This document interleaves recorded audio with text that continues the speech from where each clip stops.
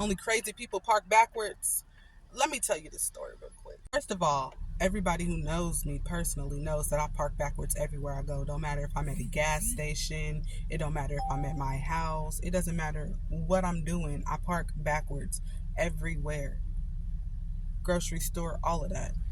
And let me tell you why. My reasoning behind it. My reasoning behind it has always been, I don't like being in a tight spot. I've always had a big car. So when I park backwards, I can easily just drive out. So let's say something pops off, somebody starts shooting. I know, don't say that might not happen, because I'm from Wichita, Kansas, where people shoot a lot. I also live in Kansas City, where people shoot a lot. But I mean, have I been in the middle of like gunfire? Not recently. But so anyways, parking backwards, it works for me. It works for me. And then also, I always think, what if like a stranger walks up to me and tries to bother me?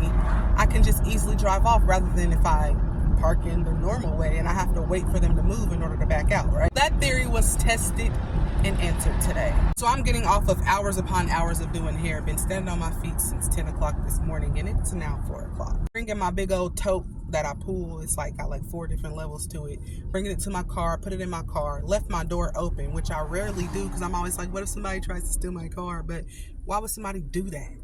Why would somebody do that? So I thought I was crazy for thinking that. So I left my door open.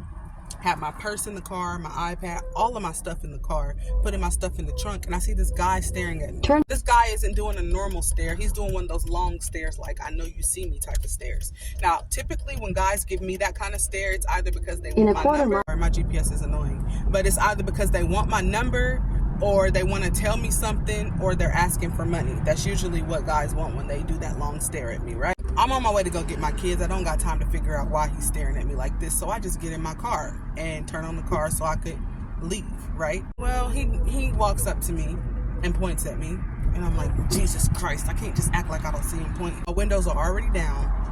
He's already looked at me in my eyes, so he knows that I see him. So we both saw each other see each other. How do you act like you don't see somebody who just saw you see them? I digress. So he walks up to my car, and I just gotta tell y'all what he looks like, just so y'all can see the aesthetics, so y'all could really understand it. So he's a black man. He's darker than me. He's probably like, his skin tone looks like he's African, but you can tell he's an American. Looks like he's about 6 feet tall, maybe a little shorter. He got the little Bow Wow braids. You know, the ones that Lil Bow Wow had on like Mike. He has those. The long stringy ones, but the straight back braids that Bow Wow had on like Mike.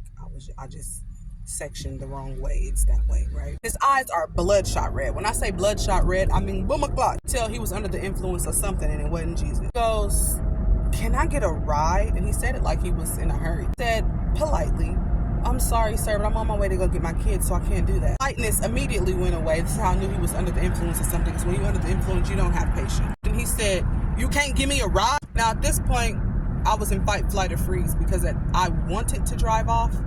But then again, I was like, it would be rude to drive off. But then again, I was like, what's he going to do to me if I don't drive off? Because my window's down and he's standing so close to my car that I can smell his breath. Smell good either. He said, what about if I give you $100? I said, I'm sorry, sir, but I'm going to go get my kids, so I can't do that. And I start trying to drive off, and he looked at me like this. He said, $100? Said, I'm about to go get my kids, sir. At this point, I'm getting irritated, because once I said I'm about to go get my kids, you should have walked off. Like, why are you still thinking that I'm going to do anything for you when I just told you that children were involved? Get away from my car is what I'm thinking. Being an abuse survivor, I know that you can't talk to men like that, because not only do I not know him, he's under the influence, so much so that his eyes are red. You can tell that behind the redness, his eyes are originally yellow. They were never white to begin with. This man's organs are failing, and he's high or drunk off of something. I am not about to argue with him. I'm not about to do it. He goes, $100? $100? I just looked at him like this. He's this close in my face through my window, repeating $100, $100. Dude, your words is slurring. You're not even saying $100. You're saying $100. You turned $100 into one word. You said $100. I want your $100. In my head, I immediately start thinking, what if this dude don't really have $100 and he just wants to know what I have? Because I almost said, boy, I just made $300 doing hair. I don't need your $100. But I didn't say that, because had I said that, what if he would have snatched me through the window? And I ain't got time for all. Mind you, his hands were in his pocket the whole time. Both of his hands were in his pocket the whole time. And this man was wearing a winter coat. And it's like 80 degrees out here. So let's throw that in there too. So not only is his temperature gauge off, but he's also under the influence of something, and his eyes are yellow and red, so something wrong with his organs. And I'm supposed to argue with him? I think not. So I start to put my foot on the gas, and he gets closer to my car. Start stressing out, but then I remember who my God is, right? And I'm like, nah, God ain't gonna let nothing happen to me. I'm cool. So he goes, $100 don't mean nothing to you? And I said,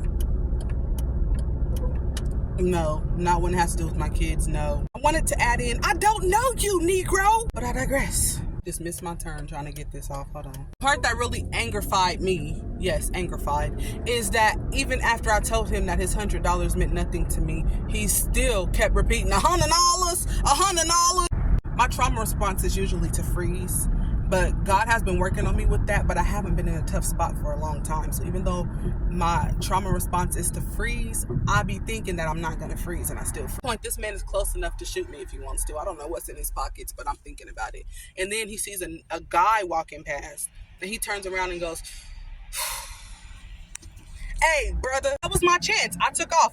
I drove off. I didn't pay attention to if his toes was in the way or nothing. I drove off and let him ask this guy about the $100 because I did not want his 100 or his dollars. All that to say, had I been backed into the parking spot, this was a tight parking lot.